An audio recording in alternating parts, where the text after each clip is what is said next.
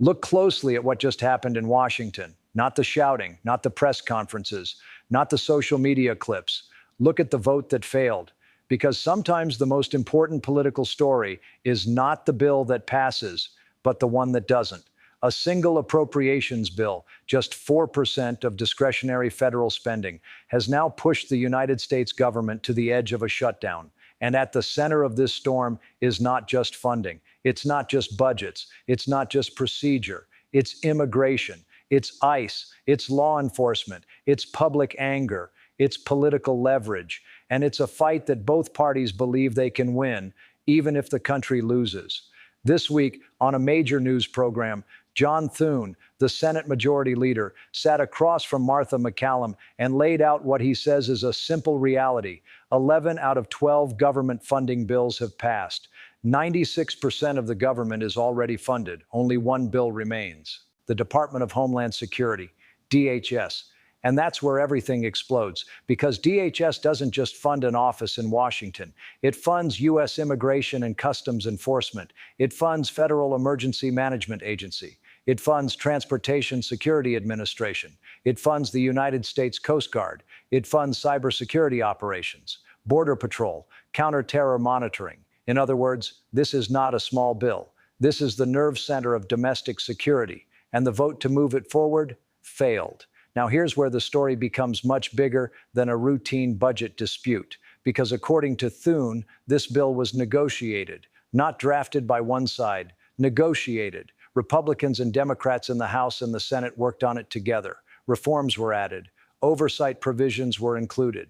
Body camera requirements, de-escalation training, additional review of ICE activities, things Democrats had asked for. Then at the last minute, Democrats walked away.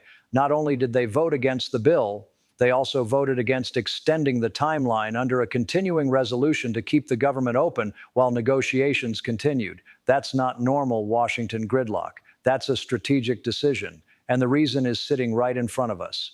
Minnesota, a law enforcement incident, protests, public outrage, images that spread nationally in hours.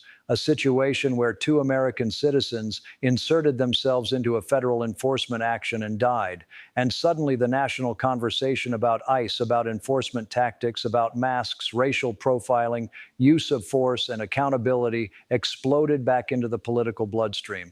This is where policy meets emotion. And when that happens in America, politics stops being technical and becomes combustible. Chuck Schumer went on record calling federal enforcement actions thuggery. Democrats began demanding structural changes to ICE operations, no masks for agents, end to racial profiling, strict use of force standards, mandatory body cameras, deeper oversight. Thune's response was blunt. Those reforms were already in the bill they just rejected. So why reject it? Because the fight is no longer about the text. It's about the moment. And both parties understand something very clearly. Immigration and ICE enforcement are now among the most emotionally charged issues in the country. Recent polling shows majorities disapproving of how immigration enforcement is being handled, disapproving of ICE, disapproving of the administration's approach. That's political oxygen. And Democrats appear to believe this is the ground they want to fight on, even if that means forcing a shutdown over DHS funding. But here's the part that most Americans are missing. This is not the first time DHS has become the battlefield for a shutdown threat.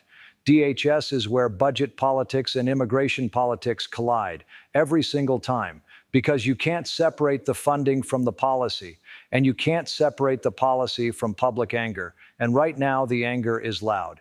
According to Thune, Democrats asked for a 2-week continuing resolution to negotiate changes with the White House. Republicans said 2 weeks isn't enough. Let's do 4 or 6. Democrats insisted on 2. Took 10 days to produce a proposal. The White House responded in 48 hours, but now the deadline is here, and Democrats refuse to extend it, which means this is no longer a negotiation timeline problem. It's a political timing decision. Thune even said it out loud. They want the political issue. And this is where the tension rises.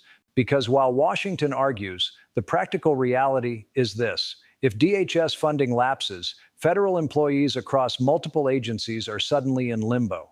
TSA agents, FEMA workers, Coast Guard personnel, cybersecurity teams, ICE officers, Border Patrol, not paid, not certain, not sure if they're working tomorrow. And we've seen this movie before. A 43-day shutdown last fall, according to Thune, already strained federal workers and services. Now here we are again. Same agency, same issue, same political pressure point. But this time the public mood is different. The images from Minnesota changed the temperature of the room. The White House even responded by sending Tom Homan to de-escalate the situation, pulling ICE agents out of the area, working with local leadership, reducing the federal footprint. That's not coincidence. That's political awareness. The administration understands the optics. Democrats understand the polling. Republicans understand the stakes.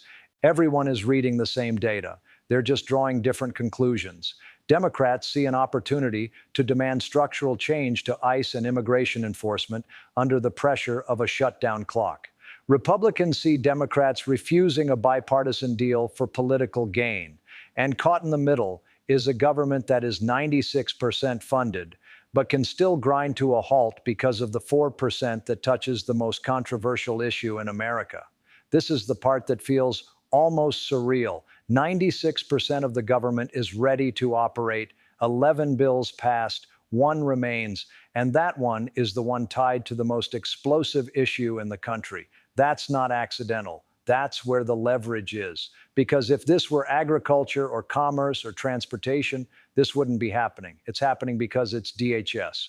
Because DHS equals ICE. Because ICE equals immigration. And immigration equals votes. So the question now is not just, will the government shut down? The real question is, who benefits if it does? Because in Washington, shutdowns are rarely accidents. They're pressure tactics. They're political bets. Democrats appear to be betting that public anger over ICE enforcement will make Republicans look like they're defending an unpopular status quo. Republicans are betting that Democrats will look like they're willing to defund law enforcement and national security agencies for political theater. Both sides think the other will blink. But here's what makes this different. Neither side seems in a hurry to blink. And that's why this moment feels heavier than a routine budget standoff. This is about control of the immigration narrative going into an election season. This is about defining who stands with law enforcement and who stands with reform. This is about turning a budget bill into a referendum. And when budgets become referendums, shutdowns become tools.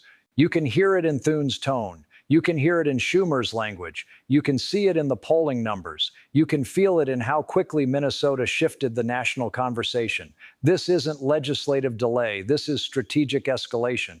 And for the average American watching this, it looks like chaos. But inside Washington, this is a chessboard. And every piece is being moved deliberately.